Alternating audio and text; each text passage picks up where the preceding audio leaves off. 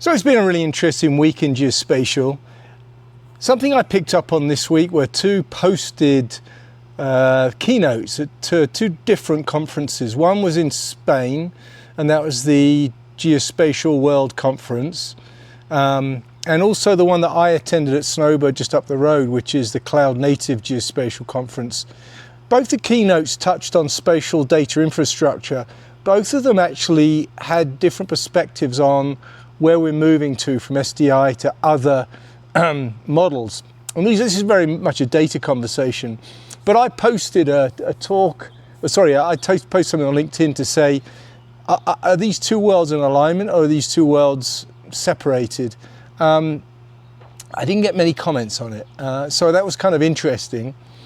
I perceive that the geospatial world is fragmented as ever. I think there are two primary camps in the geospatial world now, probably have been for a long time. There's sort of the top-down group, which is the established industry, the big players in the industry, and there's the bottom-up guys, which the cloud-native folks are more focused on. So we've got this interesting geospatial world that's, again, sort of polarized.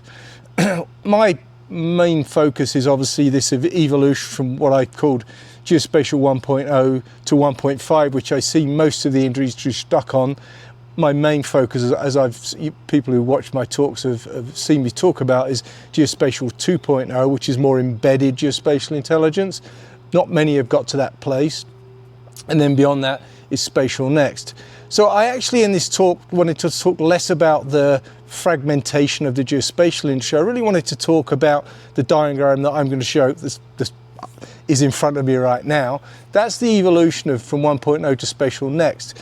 You'll notice in the bottom right hand corner I mentioned spatial computing. The one topic that I never hear people discuss, which is forefront in my mind and in that evolution that I show here, is we see a lot of data capture videos, and Gaussian splat and NERF and photogrammetry are a big part of that. That's capturing data and creating 3D models from different sources.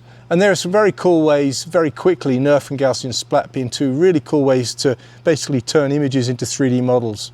But what's missing in that world is primarily this one important thing, and that's what that diagram kind of talks about. I see the geospatial world and spatial computing worlds coming together, and I think from a geospatial perspective, spatial computing is going to completely blow the whole world open for geospatial.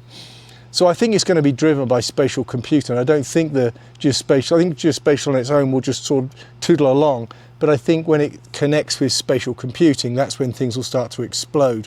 And that's when we'll get immersive, the Spatial Next notion of sort of immersive spatial intelligence. A little way off yet. But where am I getting to? The key point in this talk is what spatial computing lacks is location, fundamentally. So you can do as many Gaussian splats, as many NERF modelers as you want, but they're floating in space when you actually, if you watch any of those videos, they're all floating in space. They don't have a locational component to them. To me, where geospatial's value is long term is to provide that locational component that spatial needs. And I heard the head of Ordnance Survey, I'll provide a link to this, talk a little bit about this in an interview he did about how the geospatial world understands data, understands all the structural pieces to data. That's going to be super important to the spatial computing world. So I think that the future of geospatial actually is less about sort of the infighting piece, much more about, or not necessarily infighting, I don't really mean it that way, but less about the schisms in the industry, much more about how geospatial is going to integrate with spatial computing.